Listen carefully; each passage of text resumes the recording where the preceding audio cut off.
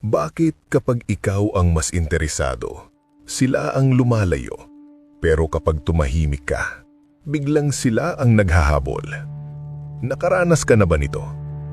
Parang may kakaibang batas sa atraksyon. Habang mas hinahabol mo, mas tumatakbo. Habang mas kumakalas ka, mas lumalapit. Hindi ito tungkol sa paglalaro ng isip. Hindi ito manipulasyon. Mas malalim pa roon.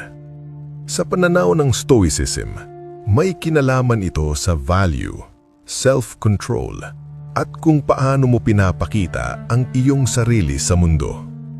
Kapag hindi ka madaling maabot, hindi dahil nagpapanggap ka, kundi dahil buo ka na kahit wala sila. At iyon ang tunay na nagiging dahilan kung bakit sila naghahabol. May natural na instinct ang tao na pahalagahan ang bagay na hindi madaling makuha. Kapag masyado kang available, masyado kang eager, masyado mong ipinapakita na kailangan mo sila, nawawala ang challenge, nawawala ang sense of mystery, at sa totoo lang, nawawala ang respeto. Sa Stoic mindset, hindi mo hinahabol ang hindi mo kontrolado. Sabi nga ni Epictetus, may mga bagay na nasa kontrol mo at may mga bagay na wala. Ang damdamin ng ibang tao, hindi mo kontrolado. Ang tingin nila sa'yo, hindi mo kontrolado. Pero ang kilos mo, ang dignidad mo, ang oras mo, iyon ang hawak mo. Kapag hindi mo pinapansin ng isang tao dahil busy ka sa sariling growth, hindi dahil gusto mo silang pagselosin, kundi dahil may mas mahalaga kang inuuna, biglang nag-iiba ang dynamics. Nakikita nila na hindi umiikot ang mundo mo sa kanila. Nakikita nila na hindi ka desperado. At ang taong hindi desperado, mataas ang value. Ang problema kasi, karamihan ng lalaki ngayon, takot mawalan, takot maiwan. Kaya todo effort, todo message, todo adjust. Sa umpisa, okay lang. Pero kapag sobra, nagmumukhang ikaw ang mas invested. At kapag malinaw na ikaw ang mas nangangailangan, nababawasan ang attraction. Tignan mo si Marcus Aurelius, isang emperador, pero hindi siya kumapit sa validation ng iba. Tahimik, kalmado, kontrolado ang emosyon. Hindi siya naghahabol ng approval.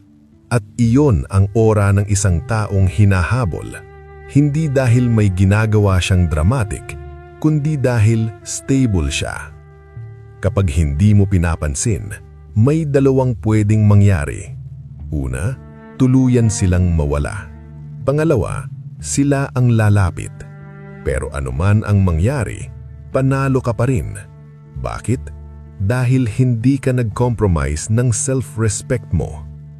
Hindi ito tungkol sa cold treatment. Hindi ito silent game. Ito ay pagiging centered. Kapag nag-message sila, sumagot ka kung gusto mo. Pero hindi agad-agad. Hindi dahil strategy, kundi dahil may sarili kang buhay, may purpose ka, may mission ka. Ang lalaki may direksyon ay hindi nagmamakawa ng atensyon. Ang attraction ay produkto ng tension, ng kaunting uncertainty. Kapag alam nilang kahit wala sila, buo ka pa rin, doon sila nagsisimulang magtanong, bakit parang hindi siya apektado? At doon nagsisimula ang curiosity. Doon nagsisimula ang paghahabol. Sa huli, ang hindi pagpansin ay hindi teknik. Ito ay resulta ng mataas na standards. Kapag alam mong may halaga ka, hindi mo kailangang ipilit ang sarili mo sa kahit kanino. At ang taong marunong umalis kapag hindi pinapahalagahan, siya ang madalas hinahabol. Kapag hindi mo pinapansin ang isang tao dahil nakatuon ka sa sarili mong landas, may subtle shift na nangyayari sa enerhiya mo. Hindi ka na reactive, hindi ka na naghihintay ng notification para sumaya. Hindi na nakadepende ang mood mo sa reply time nila at ang ganitong klase ng emotional independence ay bihira. Ang totoo, maraming relasyon ang nagsisimula sa imbalance. Isa ang mas interesado, isa ang mas invested, at kadalasan ang mas invested ang mas nasasaktan. Bakit? Dahil kapag ibinigay mo agad ang buong atensyon mo, wala nang kailangang pagtrabahuan ng kabilang side, wala nang anticipation, wala nang space para mamiss ka. Ang stoic approach ay simple pero hindi mahirap gawin. Detach from the outcome. Gawin mo ang tama pero huwag mong itali ang sarili mong halaga sa magiging resulta. Kung magustuhan ka nila, okay. Kung hindi, okay pa rin. Hindi ito kayabangan, ito ay self-sufficiency. Isipin mo ito, kapag alam ng isang tao na anytime na tawagin ka niya ay nandyan ka agad, anong dahilan niya para mas paghirapan ka? Pero kapag alam niyang may sarili kang mundo, may schedule ka, may priorities ka, napipilitan siyang umakyat sa level mo kung gusto kanyang makuha. At dito pumapasok ang konsepto ng scarcity. Hindi ka common. Hindi ka laging available, hindi ka madaling basahin, hindi dahil nagtatago ka, kundi dahil hindi mo ibinubuhos ang buong sarili mo sa taong hindi pa naman sigurado sa iyo. Maraming lalaki ang nagkakamali rito. Akala nila mas maraming effort, mas maraming chance. Pero ang effort na walang boundaries ay nagiging desperation. At ang desperation, kahit hindi mo sabihin, ramdam iyon. Kapag hindi mo pinapansin, hindi mo sinasabi na wala kang pakialam. Ang sinasabi mo ay may standards ako. At ang standards ay filter. Hindi lahat makakapasa. Hindi lahat pwedeng makapasok sa buhay mo ng basta-basta. Minsan, kapag tumahimik ka, doon mo rin makikita ang totoo. Kung talagang interesado sila, gagawa sila ng paraan. Mag-i-initiate sila. Magtatanong sila kung okay ka lang. Pero kung wala kang marinig, ibig sabihin, ikaw lang talaga ang may gusto. At mas mabuti ng malinaw iyon kaysa patuloy kang umaasa. May kakaibang lakas ang lalaking kayang umatras, hindi dahil takot siya, kundi dahil hindi niya kailangang patunayan ang sarili niya. Kapag kaya mong mag-walk away ng maayos, hindi galit, hindi bitter, ibang level iyon ng kontrol.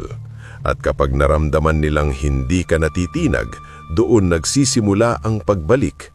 Hindi dahil nilaro mo sila, kundi dahil nakita nila ang value mo nang mawala ka sa eksena. May isa pang layer dito na bihirang pag-usapan. Kapag tumigil ka sa paghabol, napipilitan kang harapin ang sarili mo. Wala ka ng distraction. Wala ka nang inaabangan. At dun mo mararamdaman kung gaano ka talaga katatag. Maraming lalaki ang hindi sanay sa ganitong katahimikan, kaya bumabalik sila sa paghabol, hindi dahil gusto nila ang babae, kundi dahil ayaw nila sa pakiramdam ng pagiging mag-isa. Pero ang stoic man hindi tumatakbo sa discomfort, tinatanggap niya ito. Ginagamit niya ito. Kapag hindi ka pinapansin, hindi mo agad binabawi ang atensyon mo para lang maibalik sila. Sa halip, tinatanong mo ang sarili mo, bakit ako affected? Ano ba talaga ang hinahanap ko? Clarity ang kapalit ng detachment. At dito nagiging attractive ang lalaking may direksyon. Hindi siya basta-basta natitinag ng mixed signals. Kung malamig kausapin, fine. Kung biglang sweet, fine. Hindi nagbabago ang center niya dahil ang focus niya hindi sa validation kundi sa purpose. Isipin mo ang isang lalaking may mission, may goals sa katawan niya, sa career niya, sa spiritual life niya. Kapag ganito ang buhay mo, hindi ka naghihintay ng reply para maramdamang may value ka. May ginagawa ka, may tinatayo ka. At kapag naramdaman ng iba na puno ang oras mo, Hindi dahil busy-bisihan, kundi dahil seryoso ka sa growth mo, nagiging limited ang access sa'yo. Ang limitadong access, mataas ang presyo. Hindi mo kailangang mag-post ng quotes araw-araw. Hindi mo kailangang mag-flex. Ang tunay na kompidensya, tahimik. Makikita iyon sa pacing mo, sa paraan ng pag-reply mo, sa hindi mo pag-over-explain ng sarili mo. Kapag may gusto ka, diretsahan. Kapag wala, hindi mo pinapahaba. May mga pagkakataon na babalik sila. Biglang magpaparamdam, biglang mag-aaya. At dito nasusubok ang disiplina mo. Dahil madali kang bumalik sa dating pattern, yung ikaw na naman ang mas invested. Pero kung talagang natuto ka, hindi ka na babalik sa parehong posisyon. Hindi ka na muling magiging option. Ang hindi pagpansin ay hindi permanenteng paglayo. Ito ay reminder sa sarili mo na ang oras at emosyon mo ay may halaga. At ang taong hindi marunong mag-appreciate nito, hindi dapat binibigyan ng unlimited access. Sa totoo lang, ang pinaka-attractive na lalaki ay hindi yung pinakagwapo o pinakamaraming pera. Kadalasan, siya yung may kontrol sa sarili, yung hindi reactive, yung kayang tumingin sa sitwasyon at sabihing, kung para sa akin, lalapit. Kung hindi, may mas bagay. At kapag dumating ka sa puntong yon, mapapansin mong hindi mo na iniisip kung sino ang hahabol. Mas iniisip mo kung sino ang deserving sumabay sa pace mo. Doon nagsisimula ang tunay na power.